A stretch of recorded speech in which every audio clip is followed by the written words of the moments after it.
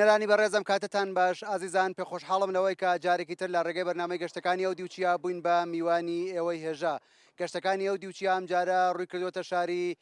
ئاسەواری مێژوویی کێلەشین شاری کانی و ئاو ئاوەدانی واتە شاری شنۆ ئێوە لە پشتسەری من بەشێک لە شاری شنۆ بینن ئێوەش هاوڕێمان بن با بڕۆین بەشی یەکەمی بەرنامەی گەشتەکانی ئەو دیوچیا لە شاری شنۆ ببینین فەرمووین.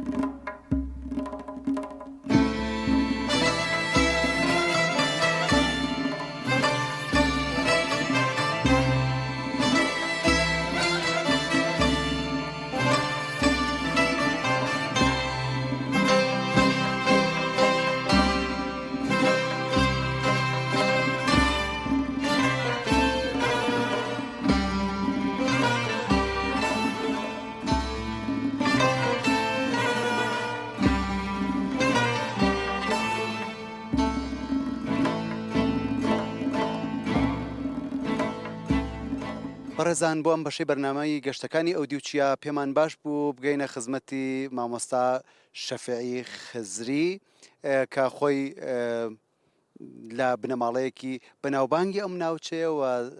زەحمەتی زۆریشیان کێشاوە کتێبێکیشیان بە ناوی ئەشنەویەیە باستان تاریخیان مێژووی شنۆی پێش زاینیان کۆ کردووەتەوە چاپ و بڵاویان کردوەوە لەگەڵیان وتوێژەکەین لەسەر مێژووی ناوچەی شنۆ. ئامۆستاگیانم کاتەوە باش. سپاس دەکەم کاکە و کاتەوەی گۆش باش انشاءالله. ئەگەر بکرێ لەسەر مێژووی ناوچەی شنۆ بۆمان باسکە جا لەکوێ دەست پێەکەی ئێمە لە خزمەتتا دەبین. سپاسان دەکەم بخێرەتنتان دەکەم بۆ شاری شنوێ بۆ هاتنێرەوە سوپاسەوەی دەکەم کە ئەو کارە جوانە دەکەن کە لە مدیایەکانی کوردستاندا بۆ مەخسن کوردستانی ئەو بەر ئەو شارانەی کوردستان ڕۆژهەڵاتمان بۆ معرفی دەکەن. ئێرە شاری شنوێیە. ئەسام کەم من ناوچەی شنو ناوچەیەکی زۆر بە ئاوە خاکەکی چاچی هەیە چای بەرز و جوانی هەیە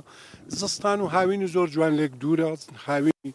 تا 35 دەرەجە دەڕواتن باڵای سفر بەلایمە وەزستانشی تا 21-22 دەرجە سفر دەڕوات بارندەجی لە ناوچەی شنۆ باڵای 500 میلیە ینی میانجینەکەی ئەوەی کە حسێب دەکرێت. ئەسام کەم چای بڵیند خاچی باش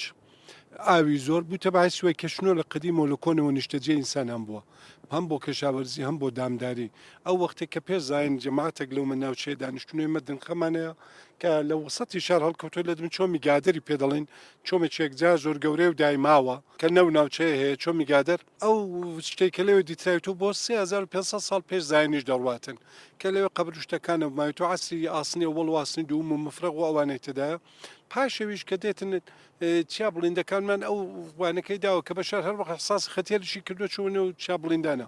کاوەش بوویتە باعثی وەی ئەمە نیشتەجەیەکی زۆر جوانتر پاشەوانش هاتوویتە پێشێ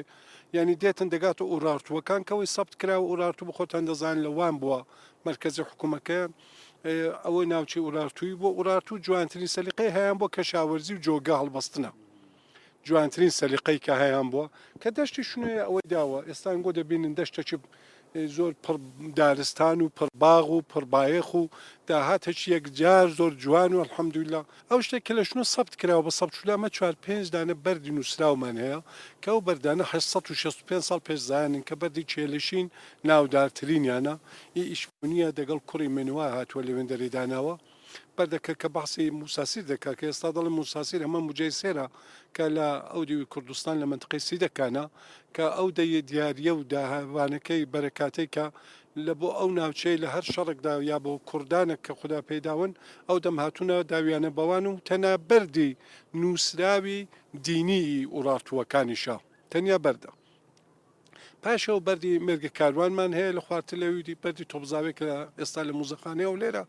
بەردی ڕێکاوێمان هەیە سێدانە بەردن بەردێکمانەیە لەسەر ڕێ کانیاژدیها کاگە لە ورمی ڕات بن کانێکێک جار زۆر گەورەیە لەوێن دەرش دەتاندیت خەتی میخەکانی دیارە و چەند بەرنەدی کە کاموانە هەڵقندراون بزمارێژ نووسراون بەردەکەن هەستام کەم سەنەدی مەکتوب لەسەر ناوچەی شنۆ وەختە کە کەلەشکێرکەشی سارگۆن شەلم و نەسری دووم بۆ سەر ئەو ناوچەیە دەکرێتن کە لە بابلەوە لە عێراقەوە دێتن بۆ عێراقیەوە دێتن بۆ منتقەی ئێمە وەختێک دێ دەڵێ من گەشتمە ناوچەیەکی دەشتاوی بوو کەشاوەرزیەکی زۆر جوانی تێدا بوو داری بڵیندی هەبوو دەڵە پادشای واڵچی لە بناری شاخی بوو زۆر چۆن نێو شاخ ئێستاژەوە ئاڵکاویەوە لە بناری شاخیە هاونام گرت کە هەیەمان هەیە شۆ لە سۆنیۆم گرت کەەوە شێوەسماکمان هەیە سۆبیم گرت کە دەیە کە نێوی سەوجەیە ساردۆم گرت کە هێستا سەردەرەیە ئاڵبیم گرت ئێستامە پێدەن هەڵبێ ئەوانە هەموو دێهاتەکەن دە منتقیمە ئێستاژ ئاوەدانن کە نیشانەی وەیە کە ئەو لە قەدیمەوە منتە ناوچە شنوێ ئەو جێ نیشتە جێبوونی ئینسانەکان بوونە کە لەو منتقەیەدا هەبوونە ئێستا کەش کە دەبینن بە لوتفی خواوە چونەوەی تەبیعەتی جوان لوتفی خوایە ئینسان لەوێن دەرە بکەویتن بە لوتفی خودداوە ئێستا کە منتقەیمە دەیبینن بینی دوو فەرهەنگی کرمانجی و سۆرانیە ناوچەی شمالی مایانە گە دەڕۆ بۆ لای شمالێ ئەوە عشیرەتی هەرچیە و بەشێکی دیکەشی تێدانە کە لەوانە باوەمەڕی تێدا و سوورچی تێدا و هەندێکی دیکە مە ئەسلەکان هەرچینە ئەوان کولەن کرمانجینە فەرهەنگیشان کرمانجیە دابوونێتیشان کرمانجیە زمانیشان کرمانجیە دەشتی شنوێ و بۆ لای خوارتر کە دەڕۆی بۆ لای جنوب بۆ لێرە سۆرانیە کاوان عشیرەتەکانی زەرزانە مامەشە لێتانە ئەو عشیرەتان دە و ناوچەیدان لەو بنارانە شندێک عشیرەتی دیکانە نێویان مهاجرە و شکا کۆوانەنە کەوان نیشتەجێن کە خودی وای نیشان دەبیتە باسیوی شنو فەرهەنگی غەنیتر بی مەسەلەن ئێستا گەمە دەین هەندێک شت بەحەز دەکەین ئێستاش لە شنوێ یەکێک بانکەن دەڵێن گاسیکە لەفزی گاس دە کوردیدا زۆر کە مەمان لە ناوچەی شنوەوە هەیە گاسیکە یا ئێستا کەشدا شنوێدا زۆر شت سیلاوک یا شتی دیکە کە دێتن هەندێک حتا زمانیشمان دەگەڵ هەولێریانیەکە شنوێش بە کەوچک دەڵم مڵاک بە کەوشی دەڵن سۆلک یە زۆر شتی دیکە کاوا دێتەوە هەمووی ئەوانە دەستیەوە دەستێکداوە کە الحەمدوللا منتقەیەکی دەوڵەمەند جەماعەتێکی زۆر باش و منتقەیەکی پارێزراویشە شنۆ منتقەیەکی 100% کوردانەیە یعنی نە تورکی تێدا نە ملەتێکی دیکەی تێدا پێشوە ئەمە هەمان بۆ کە هەندێک کوردی جووشە بوونە لەو منتقەی گەڕێکێکمانەیە کازمیان کە گەڕەکی جوان مەشهور بوو مەسیحی لێبوونەوانش کورد بوونە کە ئێستا کە نەماون دێرەدا مامۆستا ئەی بکارینە سەر باسی کار و کەسابەت یان ئەو خەڵکە بە چی سەر قاڵبوون هەر لە مێژ تا ئێستاشی پێوە بێ یعنی چیان کردووە کار و کاسبیان چی بووە منتقەی شنوێ ئەسلی کەسابەتی کەشاوەرزیەکەشی باغداریە یعنی تەفاوەتی زۆرە ئێستا کار ئەو دەمێکە ئەو کاتێ ئەنگۆ لە شنوێنە زۆرتر لە 1000 نەفەر لە دەرەوە کرێکار هاتووە لە شنوێ بۆ سێولێکردنەوە شۆغڵێکی زۆر ئاسانە باغاتە چێکجار زۆرە ئێمە ئێستاکە 14,000 هکتار باغی سێومانەیە ئەو 14,000 هکتار باغی سێوە لێکردنەوەی دەوێ هەرسی دەوێ جێبەجێکردنی دەوێت سەرخانەی دەوێت کە یەکجار زۆر دەمە نەوچە شنوێدا حدودی 3,000 هکتار باغی ئەمە پێ دەڵێن ئەو بەرەی لە هاویندا دەگاتێ وەک قەیسیە سەوی هاوینیە ئەستام کەم خۆخە شابلۆنە لێرە ئەو وانەکانی کە باسی دەکەین ئەوانە لە ناوچەی شنوێ 3,000 هکتارە بەشەکی دیکە دێتەوە سەرەوەی شنۆ چوون ئاوخاچی چاچی و جەماعەتیش فێرە سەلیقەیە هەمیشە شتی چا مەسە نمونەیەکتان پێ بڵێم ئێمە شتێکمانەیە جیایکە پێ دەڵن کۆڵزا ڕۆنی لێ دەگرن کۆڵزای نمونەکار هەمیشە لە شنوێ لە سەد وستانی ئازەربایجانی غەربی چەوەندەرکار کە 110 تۆن هەڵدەگری تۆ هێکتاریدا هیچ چەوەندەری لە شنوێ کە 110 هکتار 10 تۆن 170 تۆن حتا هەڵدەگری هەموو ساڵ ئەوە نیشان دە جەماعەتەکە بە سەلیقەیە لە لایەکی دیکەوەشکا کە ئێمە حدودی 300,000 سەر مەڕمان هەیە و حدودی چیل و چەند هەزار سەر ماڵاتی گەورە کە ڕەش و ماڵاتی پێدەڵێنەمە وەک مانگا و گۆل کووانە ئەو مەڕە بوویتە بەعیسی وەی کە ئێستاکە دەشنوێدا داهاتە چێکجار زۆر پەنیر هەیە شیر هەیە ماستەیە گۆشتێکی جوان هەیە هەموو ئەوانێت محلی کاسبێت لە کەنار ئەوانەش شتێکی دیکە مێشە هەنجون یەکجار زۆر لەو منتەقە ناوچەیە وە بەردێتن مێشە هەنجونەکەش داهاتێکی یەکجار زۆر جوان و چاک لەو نە منتەقەیە هێتی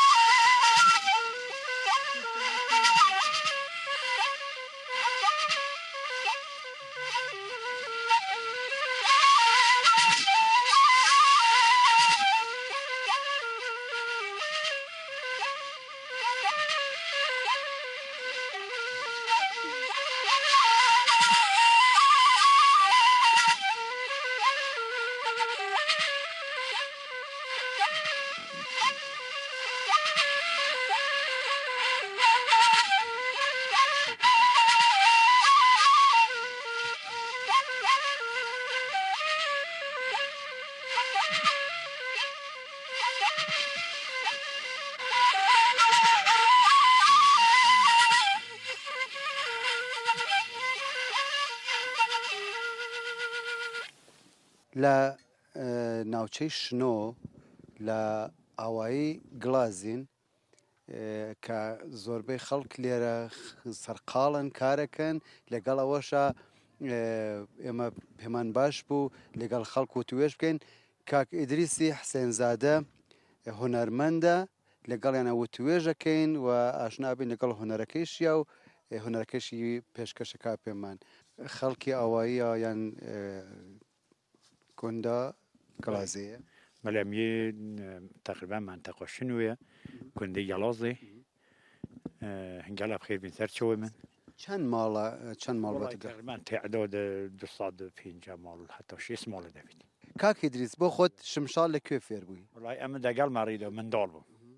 تقریبا ئەوە خەریک و شمشاڵ و دویزە لە وەختێکی چۆن دەکرا شلۆنە وڵا هەتا وەختەوەکی ئیدی البەتە جەحیلیش زریفێکی خوشە جەحیلی گاشتە من کە بەردەوامتر زۆرتر خۆشتری بۆ من دوور حەدش فێر بوو مامۆستا قالەمەڕە دیوە ئەوشم دیوە لە شنو لە لای مامۆستا قالەمەڕە شمشاڵت ژەنیوە بالیارێ وڵا لە وەختێکەوەبی لە قەهوای لە شنوێ پێکەوە دانیشتین چۆملێکی شمشاڵ لەکنی بوو ئەمەشم دڵ نادا بڵێم ئەم دەزانم ئەوان ئەوە شتە ئەوەم نامکرد کوتم مامۆستا کانی شمشاڵەکە چوونە کوتی بەرخم بڕێک سەختە کوتم مشکل نییە هەنداکەم لێ ئەوە تەپێک لە نی پشتنەوە کوتە ئەوفەری بە دوو دازانی ئا شتۆنە خڵۆسە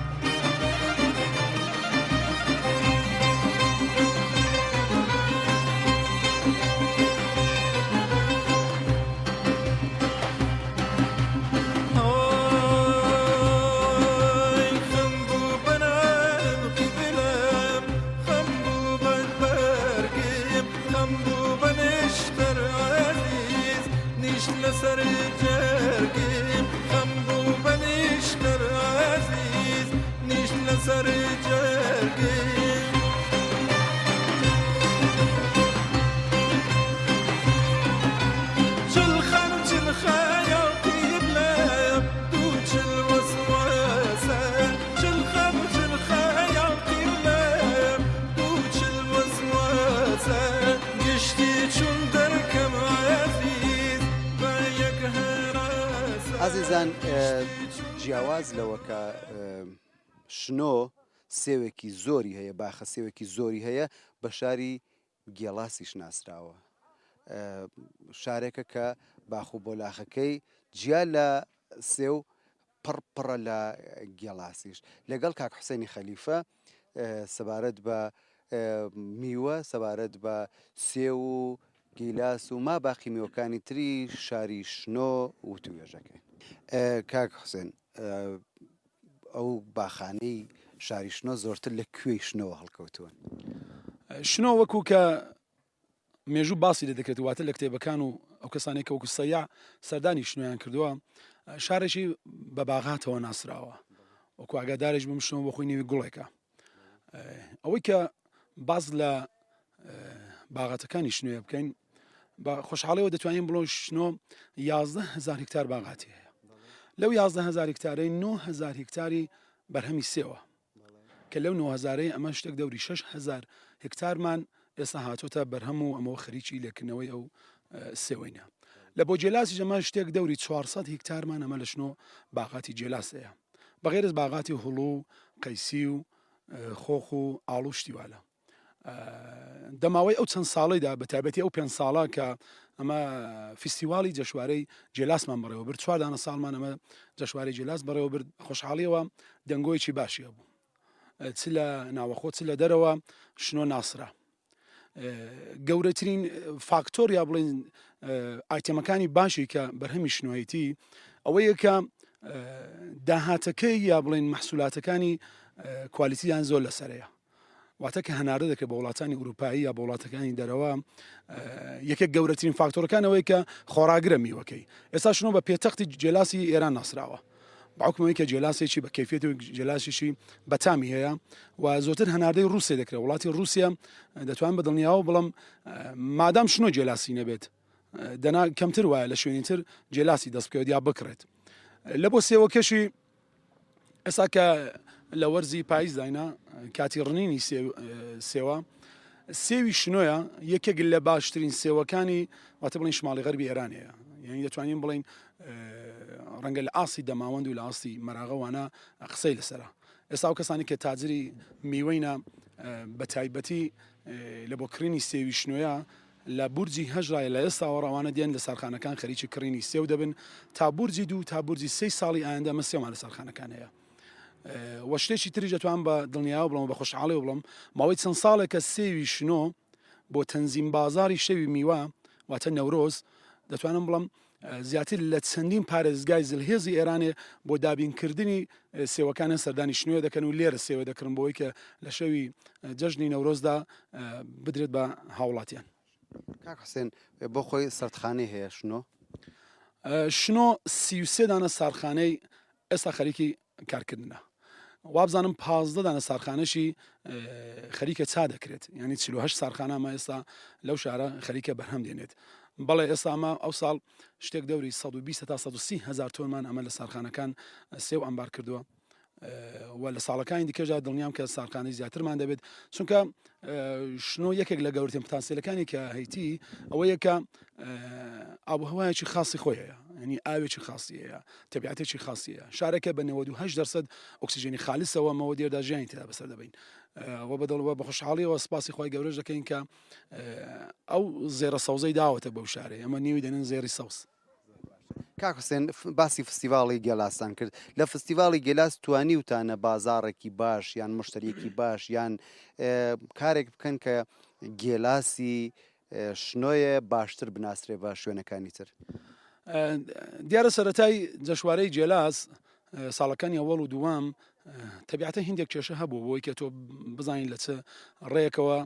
شنۆ بناسرێنی بەڵێ بە خوشحاڵیەوە ئەمە کۆمیتەی سەرمایه‌گوزاریمان هەبوو دە کۆمیتەی سەرمایه‌گوزاری واتە لە دەوری چوارمی فستیواڵی جەشوارەی جێلاسدا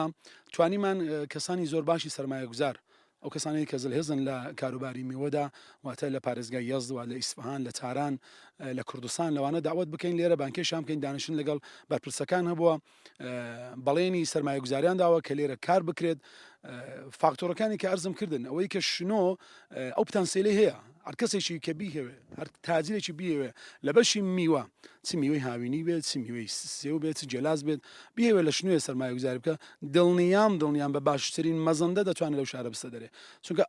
باشترین کوالیتیە باشترین کەیفێتیە بەڵێ خۆشبەختانە جەشوارەی جێلاز دەنگۆی باشی هەبوو ئەمە تاجرانی زۆرمان میوان بوون هەتا سەیاحمان میوان بوون هەتا لە زۆر شوێنەکان سەردانی شنویان کرد دەنگۆشی هەبوو لە هەواڵنێرەکان واتە لە سایتە کۆمەڵایەتەکان تۆڕە کۆمەڵایەتەکان بە خۆشحاڵیەوە جەشوارەی گێلاس توانی باشترین خروجی هەبێت. زۆر سپاس بۆ کاک حسێنی خەلیفە بۆ بەشداریتان لەم وتوێژە دەست خۆش بێ. سپاسان دەکەم سپاسیەوە ئازیش دەکەم کە شنۆتان هەڵبژارد و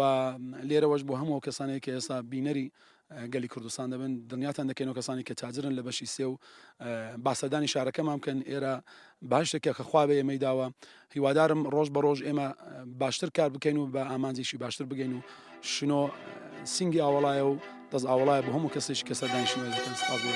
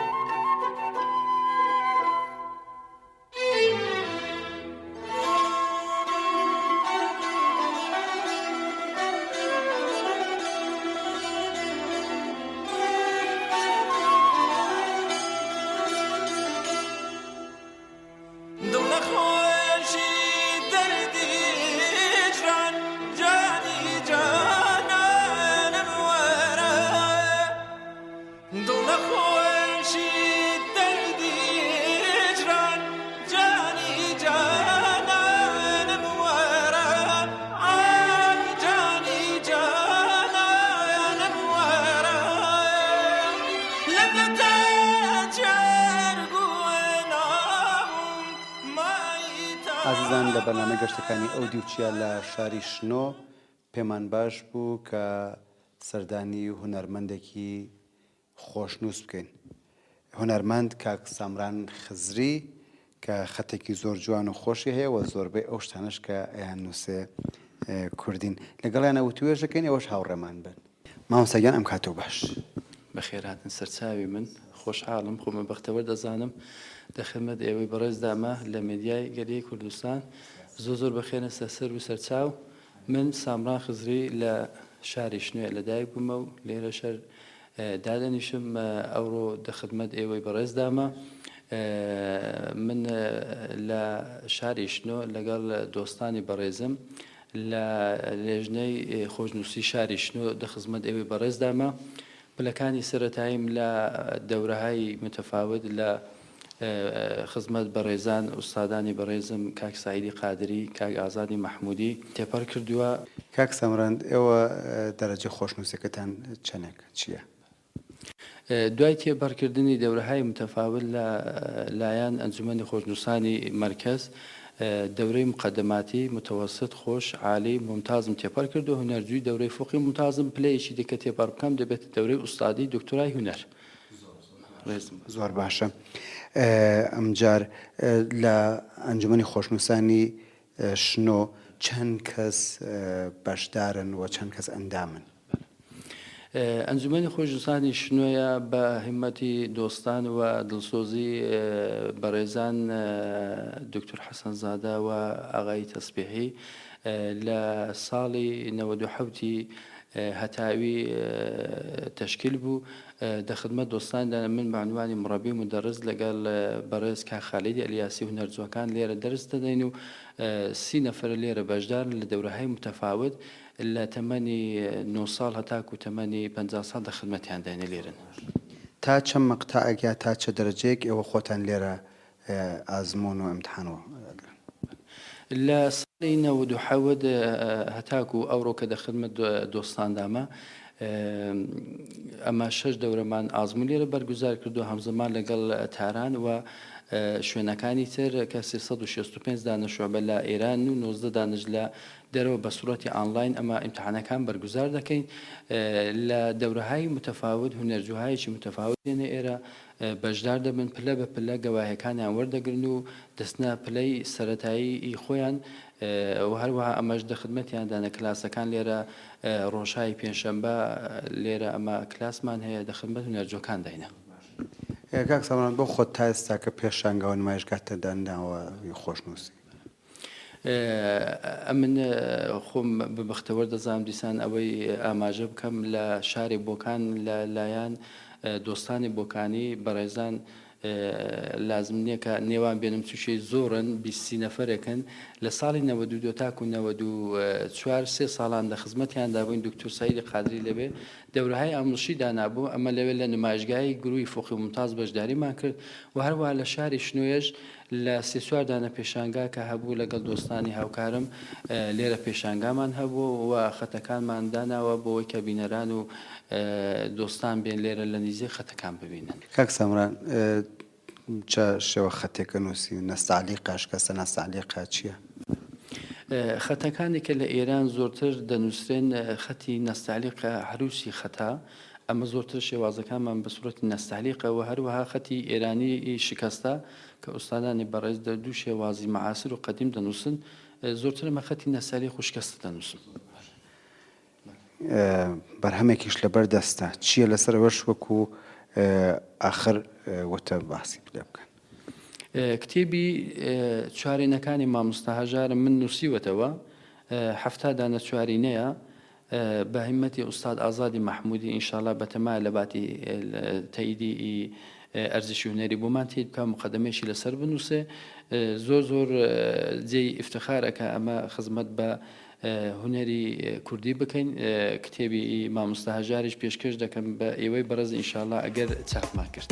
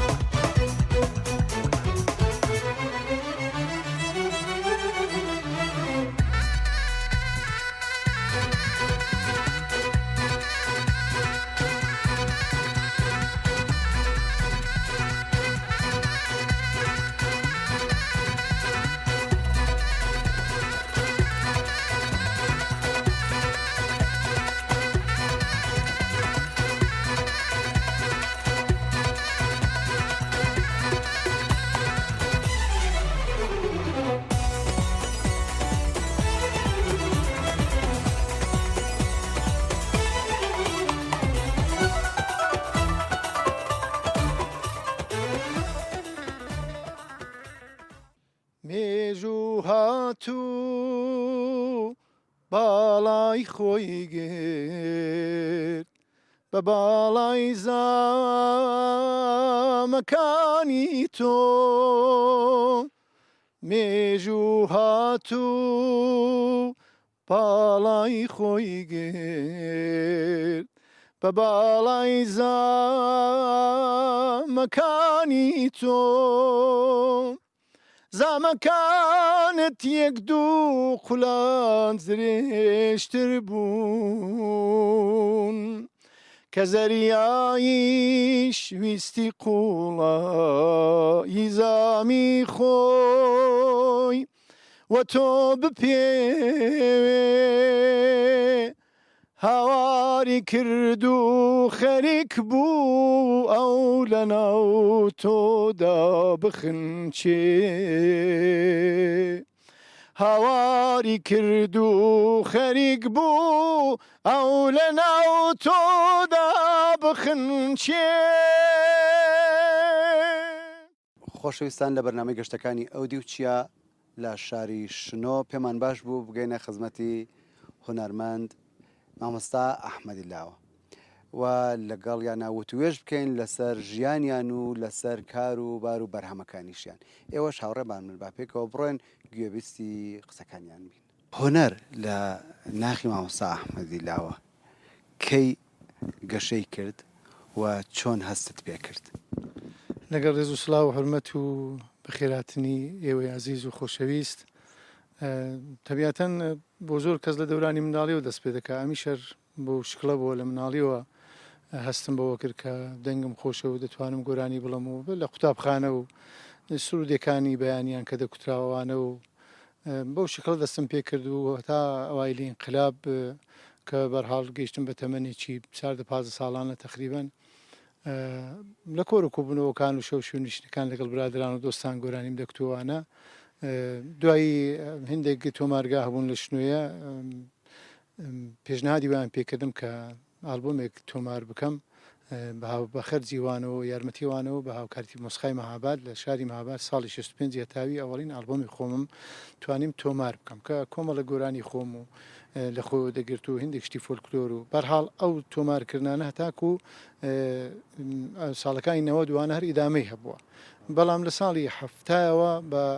پێشنهادی شاعیری کۆچکرد و معرفی ئاغایی پێشنهادم پێکراکە من لە ئینشارات سلاحدین ئەیوبی وەکو گۆرانی بێژ دابمەزرێ لەوێ دەست بەکار بکەم ڕۆژێک لەگەڵ معرف قەرارماندانا و چوون بۆوێ و لەوێ ئاهەنگسازێک بوو فارس بوو گیلەکی بوو بە نێوی ئوستاد محەممەد حوسێنی بەرزین کە من بەشێک لە ژیانی خۆم دەهەیەک لە ژیانی خۆم مەدیون و مەرهونی و ئینسانەمە لە هەر شوێنێکە ئەواتە خوازم کە ساغ و سلامەت و تەندروست بێ تێستیان لێ وەرگرتم و قبولیان کردم و قەراردادم ئیمزا کرد و حقوقیشیان بۆ دەنەزەر گرتین و مانگانە بۆ ماوەی 9 ساڵ ئەمن لە سروە کارم کرد لە ناوەندی بڵاوکردنەوەی فەرهەنگ و دەبیاتی کوردی کە هاوکارەکانم بەڕێز مامۆستا قادری سەیاحی و زۆر کەسایەتی تر بوون بەڵامی تر ئێمە دووسێ نەفەرمان کورد بوون ماباقی گروپەکەمان ئازەری زمان بوون بۆ ماوەی 9 ساڵمە کۆر و کۆبوونەوە و شەوی شێر و یادی هەڵەبچە و زۆر هاکار لە سەراسەر ئیرانەوە کراوە لەسەر دەشتەوە تا ئاهواز ئەگە بمێ باسی بکەم زۆری زەمان دەوێ دوایی بۆ ماوەی 5 ساڵان بە هاوکاری شاعیری کۆچکرد و نەسری ئاغابرا و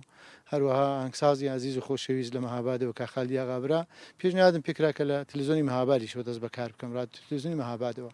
لێوێشم دەکارم دەست پێ کرد و دیارە ئەوەڵین بەرهەمی وێم گۆرانی کانی بوو کە هەر شێری ناسری ڕەحمەتیە و ئاوازی خالی ئاغابرایە لێوێش ماوەی 5 ساڵ کارم کرد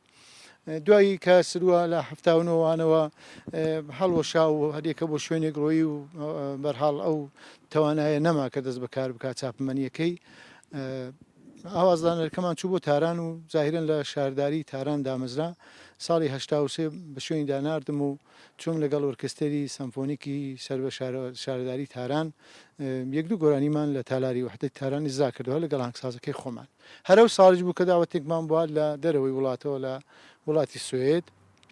گرۆپێکمان ڕێخست بە هاوکاری کەریمی نوبەری و کاکوسێنی مەولودی بۆ وڵاتی سوێد و چوین لە هەندێک شارەکان کۆنسرتمان بەڕێوە برد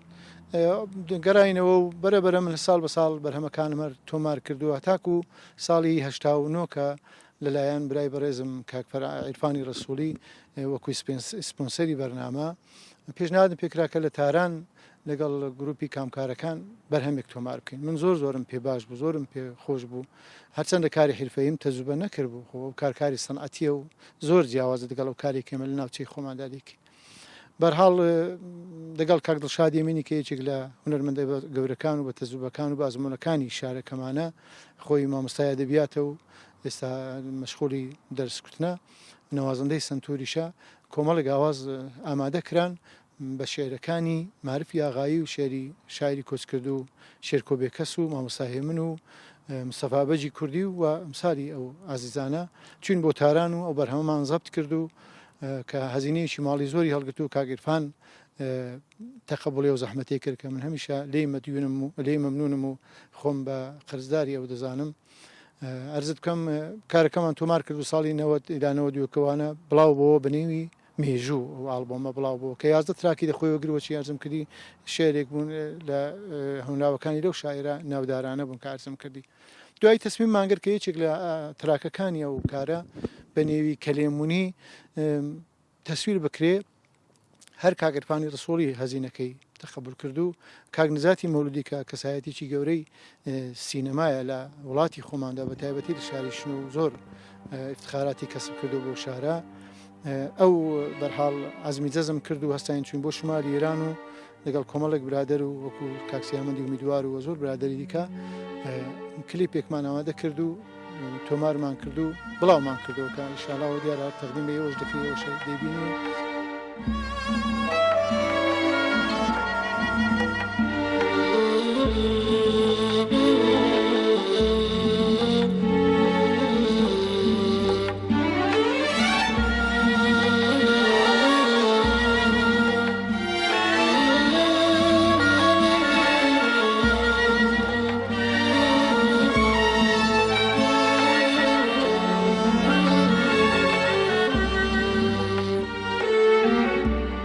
كلموني شيركان لذيذ دبن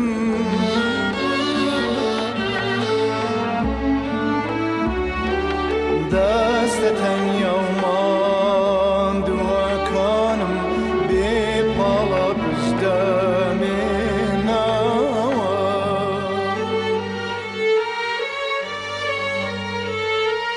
دستة يومان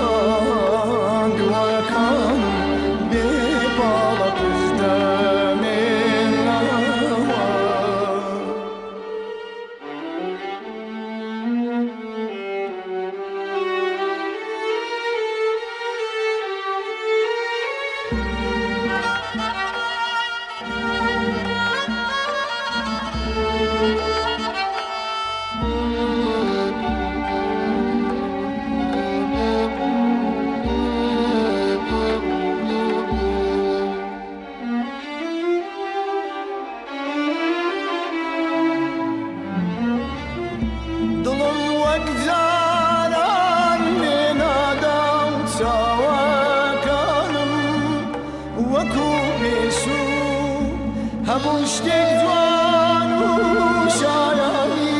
دوو پێدان هەست پێ ناکەن موسیقی شنۆ ئەو شتێکە مەکتوبە و لەبەردەستە و شتێکە کە قابلی لەمسە دەتوانین ئیشارەی پێ بکەین لە ئاسارەکانی شێخ ئەحمەدی شاعیرە شێخ ئەحمەدی کۆر کە خۆ لە 2 سەدە دەدا تا کۆڕۆ شاید هەم دەورەی ناڵی ڕەحمەتی وانە بێ کۆمەڵێک شێری لە پاش بەزێماوە دیوانە شێرێکە و زۆر جوانە باشەکە ئیشارە بۆ قەزیە بکەین دوودانە مەقامی زۆر گەورە و بە نێوی کوردی ئاوازی شێخ ئەحمەدینە کە مەقامی حوسێنیە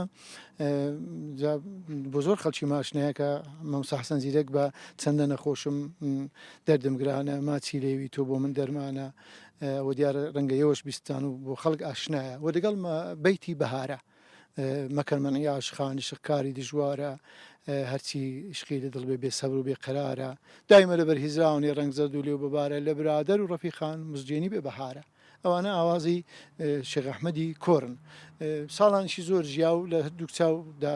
کوێر بوو بەرحاڵ شاعریی ڕووناکتر بوو واخیرەکانی ژیانشی لە گوندی ئەمباری شەربەشاری بۆ کانۆفۆتی کە دوێ سامەرخەدەکەی هەر لەوێ ویستمەوە ئیشارەیەک بێ بەرحاڵ بۆ بینەرانی بەڕێز بکرێت سپاس دەکەم. ئەوەی لە ماوەی ڕابردوو پێشکەشکرا بەرنامەی گەشتەکانی ئەو دیوچیا بوو لە شاری شنۆ بۆ هیوایەکە بەدڵتان بوو بێ تا بەشی دوومی بەرنامەی گەشتەکانی ئەو دیوچیا لە شاری شنۆ شاد و بەختەوەر و ماڵتاناوە.